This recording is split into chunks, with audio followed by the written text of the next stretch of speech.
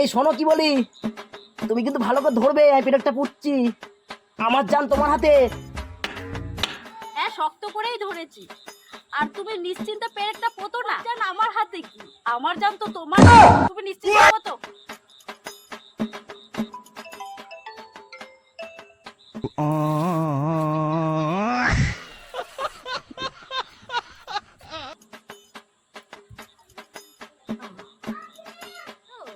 হ্যাঁ বল, ভালো আছিস? না রে, আমিও ভালো আছি। হ্যাঁ, না, তোর পরে কথা বলবো, ঠিক আছে?